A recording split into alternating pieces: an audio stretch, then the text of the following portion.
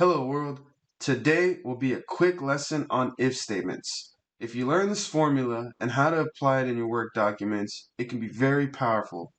We'll go over the formula breakdown and we'll do an example, so let's begin. So as you can see, an if statement can be broken down into three pieces. I'll just give you a couple of minutes to review this if you want, or you could pause it, but we're going to go through this very thoroughly. The first piece is, what are you trying to prove? So an example is the one I'm going to share with you is, in this case, we have 12 months of budgeted information and what our actuals were. So let's say this was a donut shop, right? I love donuts. So let's just say the donut was wanting to make $1,000 in sales. Now, they actually made 987. So what are you trying to prove? Let's say your boss comes to you and says, "Hey, Fish, can you find out if our actuals were exceeding budget or if they were under budget?" So you go, okay, you're going to figure this out and you are going to do an if statement. You figured out your number one. What are you trying to prove? You are trying to prove that actuals exceeded budget or were they under budget. That is what you are trying to prove.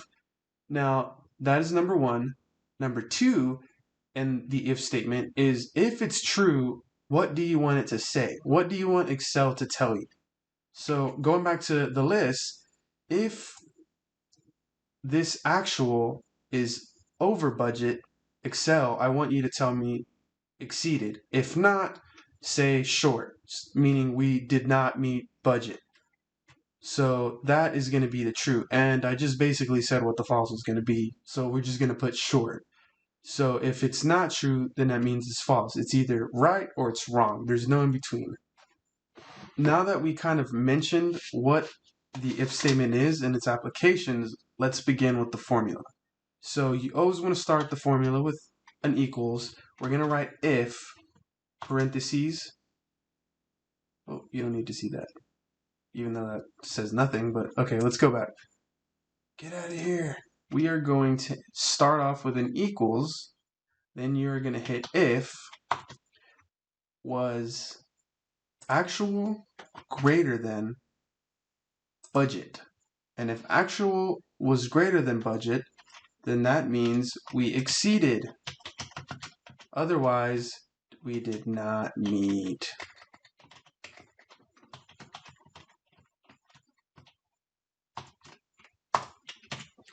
So this was the number one. What did we want Excel to do for us? What was the criteria? If that criteria were true, exceeded.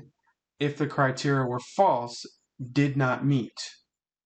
Then we're just going to drag this down and we're going to see. So as you can see, this month we exceeded budget in April. Nice. So your boss is like, I want you to highlight all the ones that went over budget. And we go, okay, that sounds good. And as you can see, that's how an if statement works. So thanks for tuning in, and subscribe, like this, and comment so that I can quit my day job. All right, thank you.